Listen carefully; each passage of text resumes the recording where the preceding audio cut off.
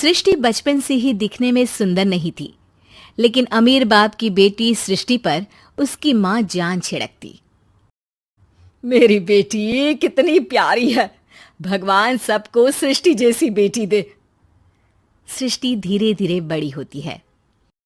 एक दिन सृष्टि की सहेली कहती है, तू दिखने में कितनी अजीब सी है, लेकिन मैं जानती हूँ हम सब में सबसे अच्छी शादी तो तेरी ही होगी। तेरे पापा अमीर जो हैं। और बता नहीं सकते यार, दहेज तो हर कोई देता है, ये क्या ज्यादा ले जाएगी अपने पति के लिए? अरे बड़े शहर में कोठी है इसके पापा की। अरे पापा की है ना, कौन सी इसकी है? इसकी होती तब तो कोई भी लड़का इससे शादी कर लेता। अरे पापा की मतलब पापा की है तो मेरी ही है ना? किसने कहा? अब तेरी तो तब होगी ना जब तेरा भाई ना हो। वैसे भी शादी के बाद सारी प्रॉपर्टी भाई के नाम होती है। सृष्टि समझ जाती है कि उसे किसी भी हालत में माँ बाप की सारी प्रॉपर्टी को अपने नाम करना है, लेकिन कैसे? एक दिन सृष्टि का भाई शीनू कहता है, बहन क्या कर रही है? तुझसे एक बात करनी है। अरे हाँ हाँ करना, मैं तो तेरी बहन हूँ। बहन मेरी लाइफ में ना एक लड़की है, बहुत अच्छी है। मैं सोच रहा हूँ माँ और पापा से बात करूँ शादी के लिए। सृष्टि को समझ में आ जाता है कि भाई की शादी होते ही भाभी उसे एक दिन भी घर में बर्दाश्त नहीं करेगी। क्या बात है भाई, बताना कौन है वो? यार वो बहुत अच्छी लड़की है, पढ़ी लिखी है, मेरे साथ जॉब भी करती है। बस एक प्रॉब्लम है। हाँ प्रॉब्लम? क्या प्रॉब्लम है भाई? यार वो शादीशुदा है, लेकिन उसके पति ने उसे सिर्फ इसलिए छोड़ दिया क्योंकि उसके माँ बाप दहेज नहीं दे पाए। सृष्टि ये सुनकर न जाने क्यों खुश हो जाती है। अरे भाई तो क्या हुआ, लड़की तुझे तो पसंद है ना? शीनू को लगता है कि बहन उसे समझ रही है। वो इस बात से अनजान होता है कि उसकी बहन की मंशा पूरा घर हड़पने की है। सृष्टि अपनी माँ से कहती है, मम्मी मुझे तो बहुत चिंता है। पता है शीनू क्या कर रहा है? अरे क्या कर रहा है? वो तो काम पर जाता है और वापस घर आता है। नहीं ना माँ, वो यही तो नहीं कर रहा, बाकी सब कर रहा है।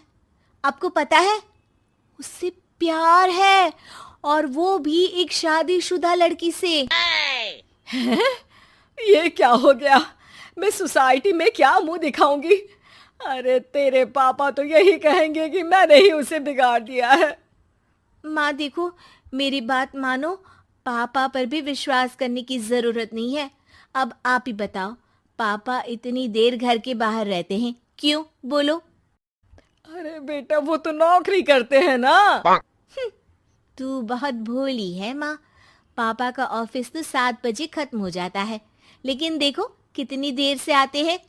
अरे नहीं नहीं बेटा, ऐसी कोई बात नहीं है। सृष्टि माँ को एक औरत से बात करते पिता की फोटो दिखाती है। देखो माँ कैसे हैं पापा। मैं ना कहती थी कि पापा सही नहीं है। मैं तेरे पापा से बात करूंगी, दे फोटो मुझे। ओ माँ, वो तो डिलीट हो गई। लेकिन चल, तूने तो देख लिया ना।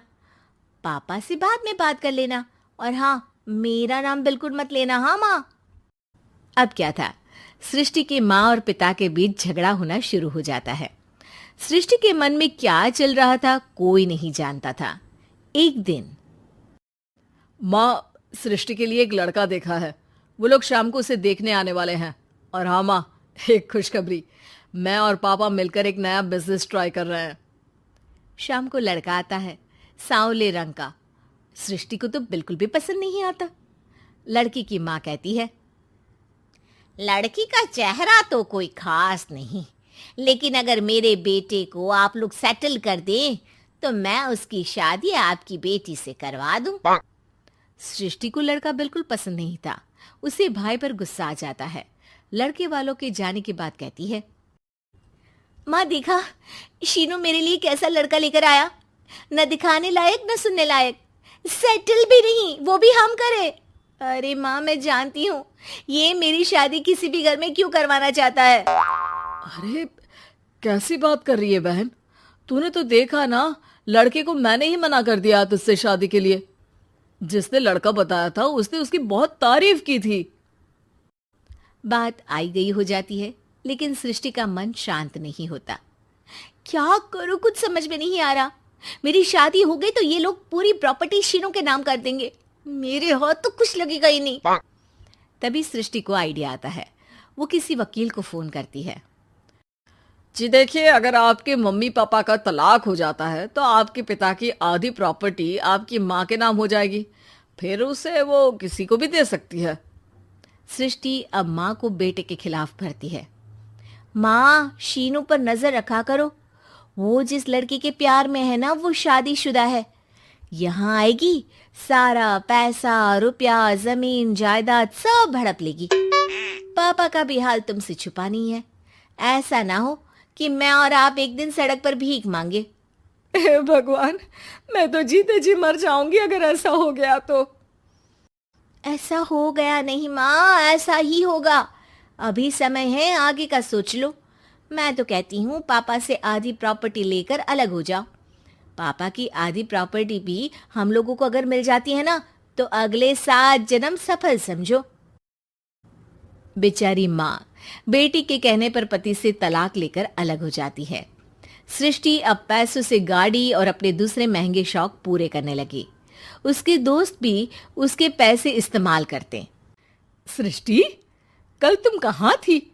मैं सारा दिन घर पर अकेली थी। तो मैं क्या करूं? मैंने ठेका तो नहीं लिया है ना तुम्हें संभालने का। माँ को सृष्टि से ये उम्मीद नहीं थी। वो बैठकर रोने लगती है।